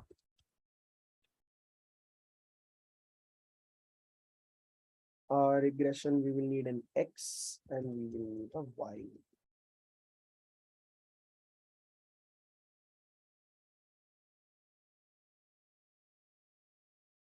Right? Now you see, it did a scatter plot, it did a line plot, it added X label, Y label, right? Then it also added confidence intervals. It also added a line chart. All of these are done by a single line of code, for which if we would have had to do it by Matplotlib, we would need a lot of code. Okay. So Seaborn is fundamentally a library which has a lot of individual charts. You can go to Seaborn charts like this, Python graph gallery, and you can see that it has a lot of different types of charts which you can build. Okay. It basically gives you different kinds of chart types. You can see these are distribution charts, box plots, bar charts, etc., etc. And it is a very interesting library also. Suppose you go to this, right? This is an advertisement. What's this? Histogram, right? So you see distribution plot may it plots the bar charts as well as, I mean, it plots the histogram as well as the line, right? You can add a lot more detail. You can add colors, you can add subplots. Lots of things can be added without building the same in Matplotlib. You can see it shows you an example of what histograms can be built with Matplotlib and how does Seaborn make your life easier. So you have violin plot also, it looks something like this. It gives you a distribution, right? So you can check out the Seaborn library, right? It basically built on top of Matplotlib, helps you in saving a lot of code and time. Okay. Now coming to correlation. Now this is a very important type of chart. A correlation coefficient basically tells you how does one variable vary with respect to each other. Now we have common notions, right? With experience in a profession, your salary increases, right? With age, your health decreases, right? What are these? These are basically relations, right? Now, to be very honest, experience, or let's say increase in age, does not lead to increase in salary.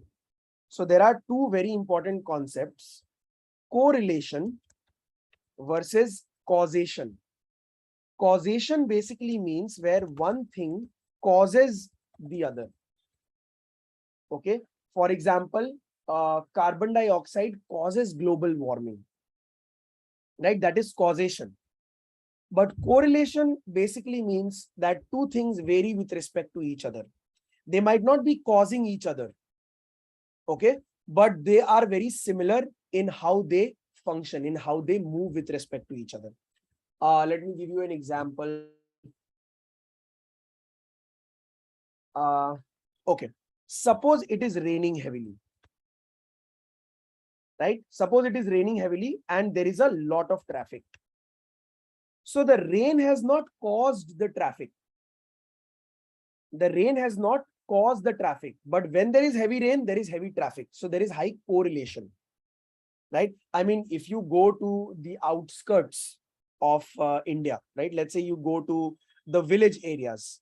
There, if it is raining, does not mean that the traffic is high, right? So rain is not causing traffic, but when it rains heavily, there is a lot of traffic. So they are correlated, but they are not causing each other. So that is a very important concept. You can be asked this in interviews. So just remember that. So correlation is a statistical measure that tells us how two variables vary with respect to each other. They might have a positive correlation.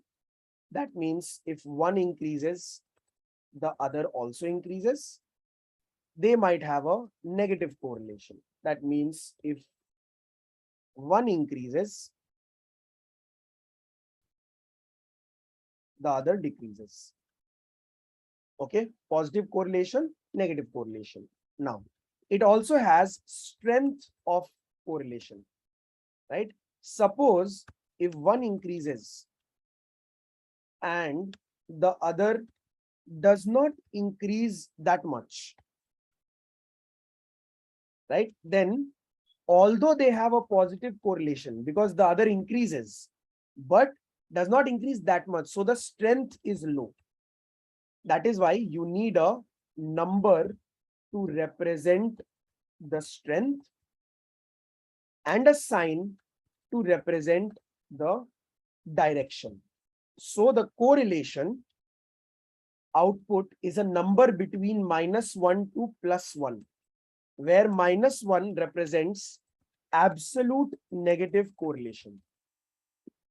+1 represents absolute positive correlation.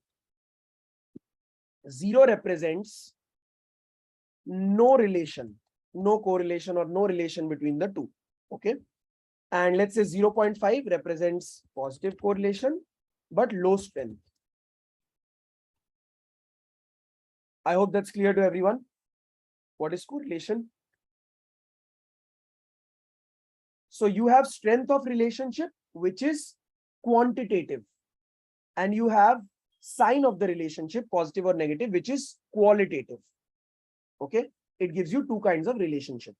So if you use, if we can directly get the correlation using the .corr method of the data frame. So iris data frame .corr, what does it give us?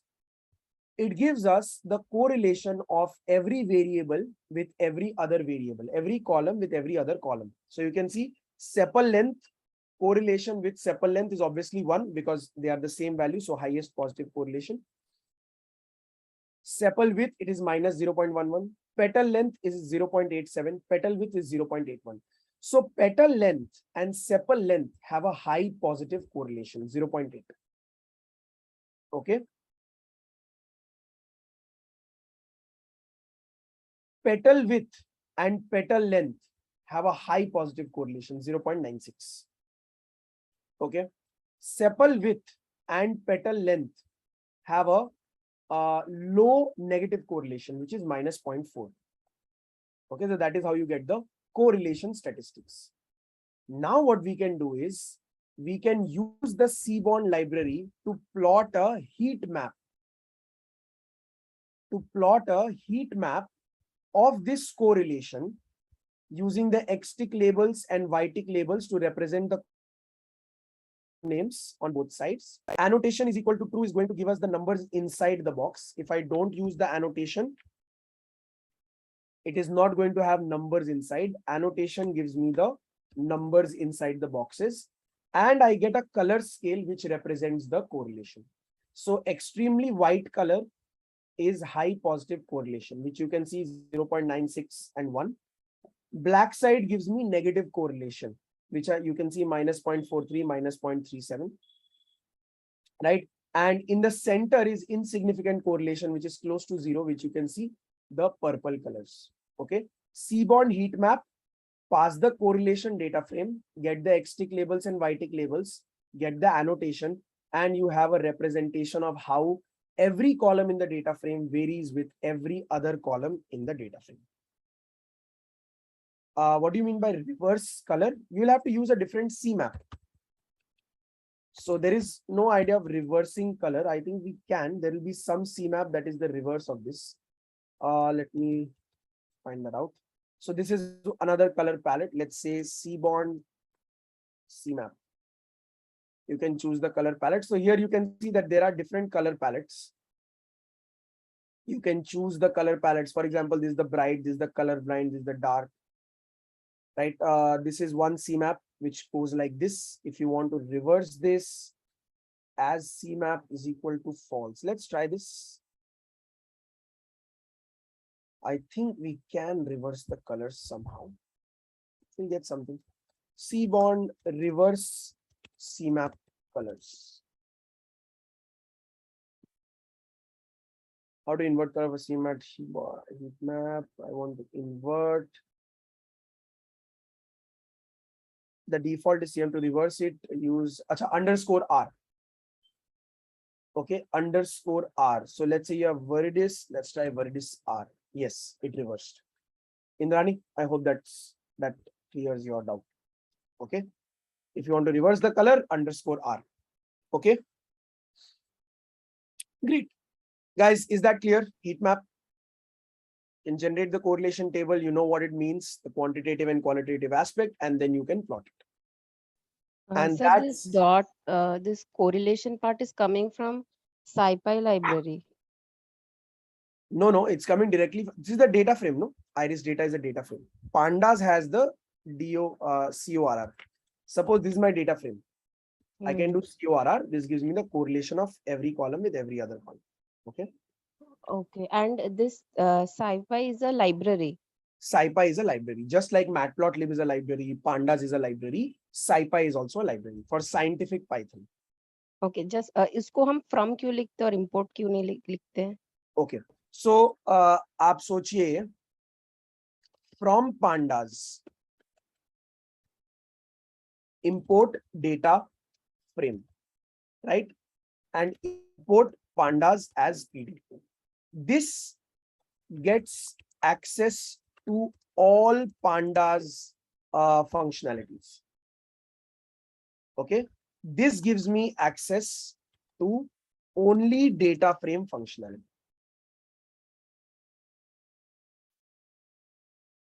Is that clear? Yeah, only one part if I want to हाँ, understand. so अभी देखो पहले आप क्या कर रहे थे pd dot data frame like this. Suppose मैं इसको comment out करता हूँ, this code never runs, okay, never ran till now. Import pandas pd, you do pd dot data frame, so it works. अगर आप सिर्फ data frame use करोगे तो it gives you an error because data frame का dependency है pandas की library पे, okay. But if I run this code from pandas import data frame only, so now this data frame itself works. Clear है? So when you want to import specific functionalities, तब आप from use करोगे. When you want to import the entire thing together, then आप the whole library import करोगे. Clear? Yes, got it. Okay.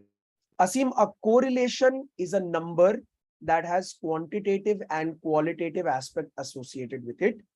Quantitative represents the strength of the relationship, which is higher or lower.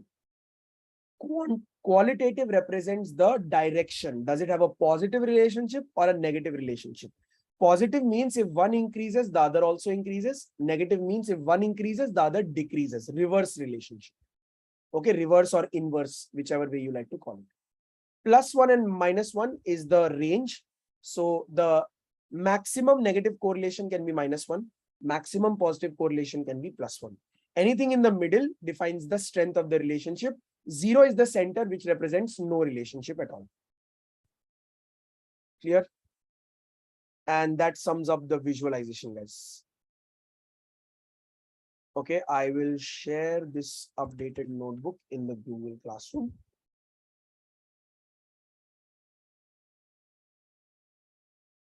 If you guys have any questions, this is the time.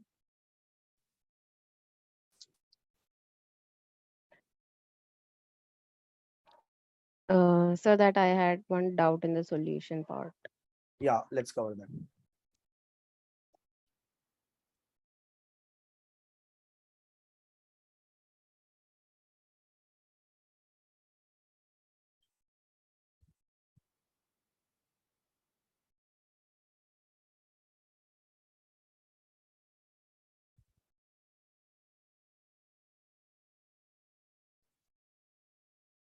Yeah, you can go ahead and share your screen, Pranavi, and I'll see how I can help.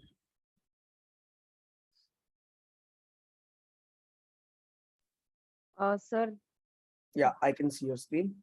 this was the assignment given. Mhm. This was a New York data set, Okay. sales, and this is a content which we had, which familiarizes us with the data set. Okay. So I didn't understand what is going on here. Which line of code are you talking about? 23, I think. Yeah, 20. so basically we are creating a unique key, right? So आप देखो ऊपर में एक function बना है that takes 3 values x, y and z. Okay. Depending on that, it creates a unique key by using a dash and concatenating x, y and z using the join function. String x, string y and string z that is put inside a tuple to make it an iterable, and then they are joined together with a dash.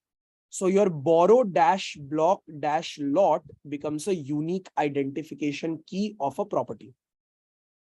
Does that make sense?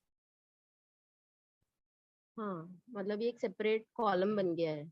Yes, there is a new column जिसका नाम BBL है, capital BBL, जो आपको left hand side में दिख रहा होगा. Right. हाँ. That is the new column. ये किया क्यों है पर? एक identifier बनाने के लिए for every property. Sir but हमारा क्वेश्चन मतलब आई डिडंट अंडरस्टैंड करना ये क्यों किया है फॉर व्हाट, क्योंकि उसके बाद क्वेश्चन ऐसा ये है काम करो, सिंपल हाउ आइडिया है, मेनी ये सोल्यूशन है ना, ये हाँ सोल्यूशन है ना, तो आप हाँ बीबीएल सर्च कर लो कि बीबीएल कहाँ पे यूज हुआ है। ये ड्रॉप डुप्लीकेट करने के लिए भी तो यूज हो सकता है ना, आप देखो अगर। हाँ ड्रॉप डुप्लीकेट है, तो मैंने क्या किया कि जो सेल डेट वाला कॉलम है, ईयर सॉरी ईयर बिल्ड, तो हाँ, उसमें जितने भी जीरो है मैंने वो फिल्टर कर दिया है। जरूरी नहीं है ना कि जिसका ईयर बिल्ड जीरो हो। There is a property, it was built in some year, that year can't be zero, right? Correct. Right, तो so I mean that is a wrong data, but zero is not, I mean zero के base पे आप filter करोगे तो आपको check करना पड़ेगा कि कितने प्रॉपर्टीज ड्रॉप हो रहे हैं उसके वजह से। Okay so this is what I did, drop duplicates, फिर तो इधर तो year year date year build का तो कॉलम ही नहीं है, क्योंकि ईयर बिल्ड में 000 है, which is invalid because year build can't be या जीरो. या So first filter should be that year build cannot be zero. So I have to filter या all I the mean data. देखो, see there is no right way, जो आपको solution share किया है that is Rakib's right answer. Okay. Okay, if you think that statistically or logically your way is correct, it is correct. Mm-hmm. I mean देखो, आपने filter कर दिया, कोई बोलेगा कि मैं फिल्टर नहीं करूंगा, मैं सबको एक मिनिमम एज असाइन कर दूं, मेरे पूरे डेटा फ्रेम का जो मिनिमम एज है, मिनिमम ईयर बिल्ट है, मैं उससे रिप्लेस कर दूंगा ऑल जीरोस को। That's also a right solution. Because yeah, the answers are not matching. That's why I was thinking. The answers are not matching, yeah, so show me an answer that's not matching. You did the filtering, right? So was it mentioned in I the assignment to filter? no. It this under this content is just said that $0 is nothing, but it is just transfer of deed. So what I did is wherever the year built is zero, I filtered that data. आपने year build zero को क्यों filter किया, आप मेरे को बताओ, what is the logic of filtering that data? क्योंकि year build zero हो ही नहीं सकता ना, नहीं जीरो हो ईयर सकता तो हैंडल करेंगे ना, आप डिलीट क्यों कर रहे हो? डिलीट नहीं, मैंने फिल्टर किया। हाँ मतलब फिल्टर डेटा से फिर मैंने फर्दर एनालिसिस फिल्टर किया। डेटा, डेटा मतलब डिलीट हो गया ना। हाँ बराबर, हो गया, सही है। तो I did this thing on line number 10, df2 I just greater than 0 I took, and with this df2 I further analyzed all the exactly, things. That is why the answers are wrong. आप वो df2 को normal df कर दो, then you will get all the right answers. Just put df2 is equal to df1 and run the entire code. Okay, but still Rakib sir has put an unique code something, so that must be some kind of identifier. Yes, So आप I ये have देखो ना, आप solution वाले notebook में जाके देखो, command F करो and find out where he has used BBL. Okay, just do command F here, control F, command F, whatever. control F. Right, write capital B, capital B, L, yes. Yeah. Now see, he's written that somehow, commonly called a BBL. तो यहाँ पे पढ़िए. The combination of borrow, block and lot forms a unique key for property in New York City commonly called BBL. तो ये आपके original question वाले notebook में भी होगा. Search for that. यहाँ पे Yeah, लिखा है okay. ना, तो आपने वो हाँ, देखा नहीं. right. Okay, yeah, got it. ठीक है? हाँ, Cool. understood. Anyone else has any questions? I have uploaded the notebook, guys. You have the latest notebook. And if you have any questions, post it in the chat, WhatsApp chat, whatever. And I'll see you all next week. Have a good day. Thank you. Bye-bye.